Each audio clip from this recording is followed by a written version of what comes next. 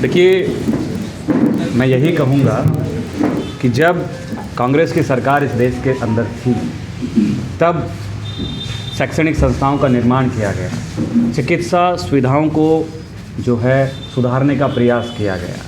ना केवल जातिगत सांप्रदायिक बातें करके वोट बटोरने का काम नहीं किया गया।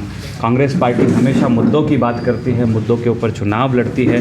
जो जनहित के मुद्दे हैं, जो जन की समस्याएं हैं, उन मुद्दों को ध्यान में रख के वो जो है काम करती है। कांग्रेस पार्टी की जब सरकार बनेगी तो मुझे उम्मीद है कि हर वो वर्ग, चाहे वो छात्र हो, नौजवान हो, महिलाएँ हों, बुज़ुर्ग हो, किसान हों, उनके हित की बात की जाएगी, असम के हित की बात की जाएगी।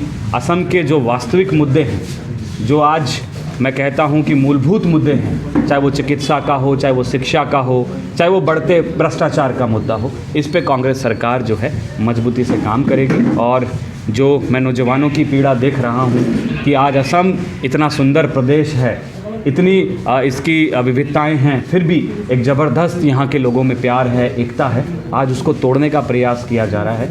मुझे लगता है हमारे देश में श्री राहुल गांधी जी और हमारे यहाँ के सम्मानित नेता जो भाई को भाई से गले लगाने वाली जो बात कह रहे हैं, एक दूसरे का साथ देकर असम को एक सुंदर प्रदेश बनाने की बात कह रहे हैं, हम सब इस पे काम करेंगे। सुविधाएं और असम के छात्र वर्ग की जो समस्या है, मैंने बताया आपको, ड्रग्स की बड़ी समस्याएं हो रही हैं क्योंकि आज नौजवानों को जानबूझकर इस की तरफ धकेला जा रहा है। आज नौकरियां नहीं हैं, रोज़गार नहीं है। आज यहाँ का छात्र जब बाहर किसी प्रदेश में पढ़ने जाता है तो सरकार उसको जो है उचित मुआवजा या उनकी कोई उचित व्यवस्था भी नहीं कर रही है, जो कि हर प्रदेश की सरकार करती है। लेकिन हेमंत बिस्वा सरकार ने जो है यहाँ के नौजवानों को बाहर पढ़ने के लिए कोई स्कॉलरशिप की व्यवस्था नहीं करी है।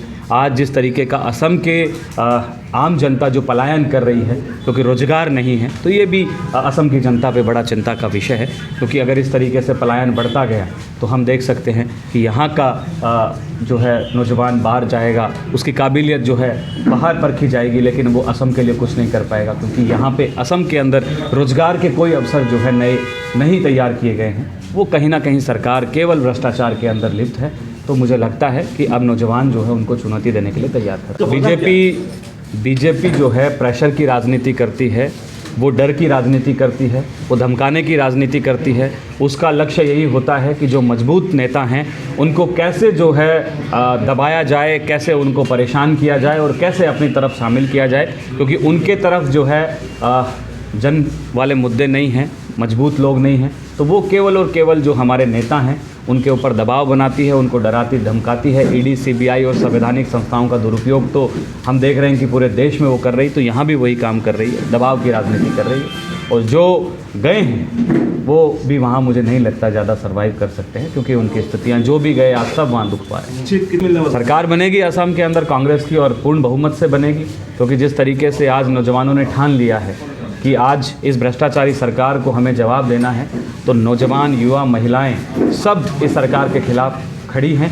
क्योंकि हेमंत बिस्वा सरकार ने जो है किसी भी वर्ग के लिए काम नहीं किया, चाहे वो महिलाएं हों। किस तरीके से महंगाई जो है बढ़ती जा रही है, किस तरीके से जो है चीज़ें जो हैं उनके हाथ से छूटती जा रही हैं। तो मुझे लगता है कि अब महिलाएं, बच्चे, बुजुर्ग, नौजवान सब ने मन बना लिया इस सरकार को बदलने। नहीं, मैं घुमाऊँ, मेरा मुख्य काम है नौजवानों के बीच में जाना।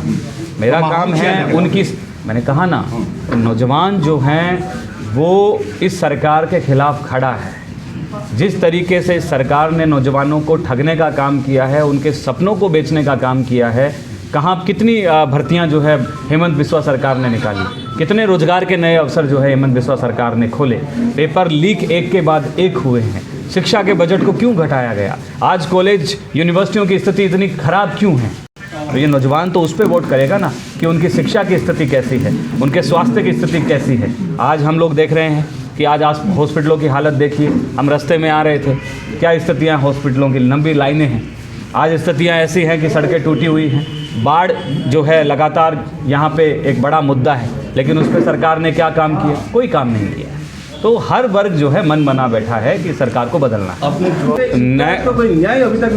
न केवल वो असम के, इस पूरे देश का अभिमान थे, उनकी साजिश के तहत जो है हत्या की गई है, क्योंकि वो असम के लिए लड़ते थे, असम के लिए बोलते थे और असम के वास्तविक मुद्दों पे बात करते थे।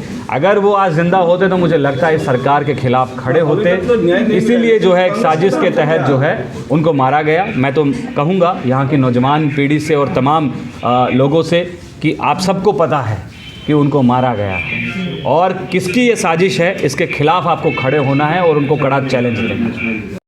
যিকোনো খবৰ আৰু বিজ্ঞাপনৰ বাবে যোগাযোগ কৰক 7896121996।